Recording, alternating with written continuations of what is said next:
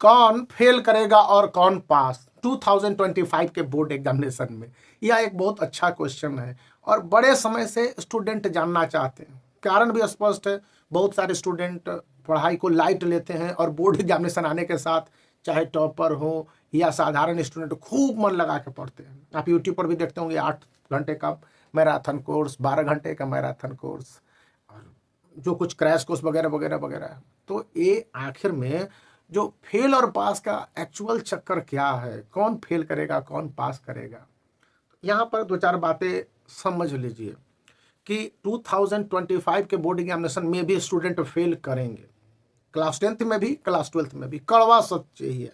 लेकिन अब कितना स्टूडेंट फेल करेंगे, हिस्ट्री को मैं देख लूँ तो ये अलग सा एक दृश्य दिखलाता है। जैसे कि 2017-18 में स्टूडेंट जो फेल करते थे वो 1 लाख से 1.5 लाख होते थे, लेकिन 2020-21 में एक भी स्टूडेंट, बहुत कम स्टूडेंट फेल किए थे।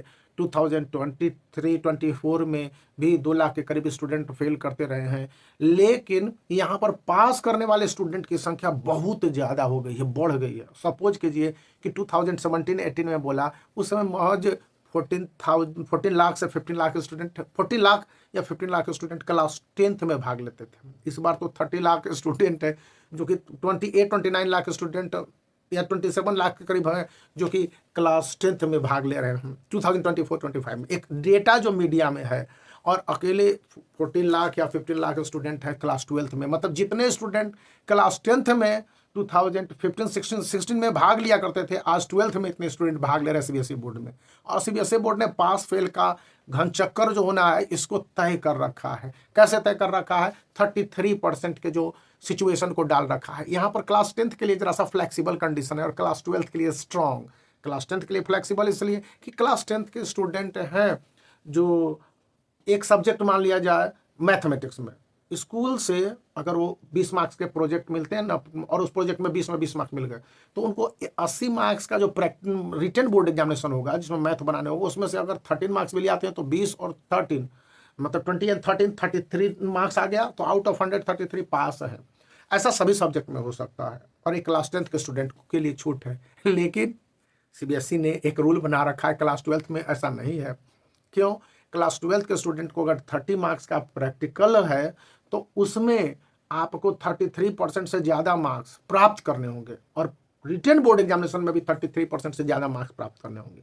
क्लास 10th में हिंदी या इसका जो सब्स्टिट्यूट पेपर है, जैसे कि आपका रीजनल लैंग्वेज है, आप हिंदी की जगह बांग्ला ले लेते हैं, उड़िया ले लेते हैं, तमिल ले लेते हैं, कन्नड़ ले लेते हैं, पंजाबी ले लेते हैं, तो उसमें कंपल्सरली पास होते हैं, तो मान लिया जाएगा कि आप पास हैं। और सभी सब्जेक्ट में, बाकी एक आध सब्जेक्ट में यदि आप कहीं गड़बड़ाते हैं तो वहाँ पर आपको लिबरेट कर दिया जाएगा, मान लिया जाएगा कि सेंटर दे के पास करो। लेकिन क्लास 12th में इंग्लिश कंपलसरी है, इंग्लिश में पास और बाकी सारे सब्जेक्ट में तब जाके आपको पास करने की अपॉर्चुनिटी दी जाएगी। यहाँ पर इतना बड़ा गैप है class 10th and class 12th के स्टूडेंट के लिए। ये तो एक थ्योरी बात करते हैं।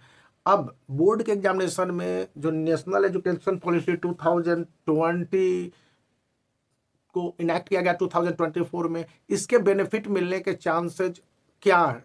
तो एक्चुअली मुझे लगता नहीं है। एग्जामिनर, टीचर वैसे भी रिटन बोर्ड एग्जामिनेशन में स्टूडेंट को फेल नहीं करते हैं, या फेल करने के मोटिव से नहीं रहते हैं। अब स्टूडेंट ने कुछ लिखा ही कॉपी में ना हो तो फेल ना करेगा तो पास करेगा। तो फेल पास का चक्कर यही है। सीबीएसई नहीं चाहती है कि कोई स्टूडेंट फेल करे, टीचर नहीं चाहते हैं कोई स्टूडेंट फेल करे। क्या कोई स्कूल चाहेगा कि उनके यहाँ से अगर 150-200 बच्चे बोर्ड एग्जामिनेशन में भाग ले रहे हो तो कोई फेल कर जाए? नहीं ना। लेकिन आपके रिटन बोर्ड एग्जामिनेशन कैसे जाएंगे इस पर निर्भर करता है। तो मेहनत करनी बहुत जरूरी है, ये बात याद रखनी है। तो वीडियो को लाइक कर दीजिए, चैनल को शेयर कर दीजिए, सब्सक्राइब करना याद रखिए।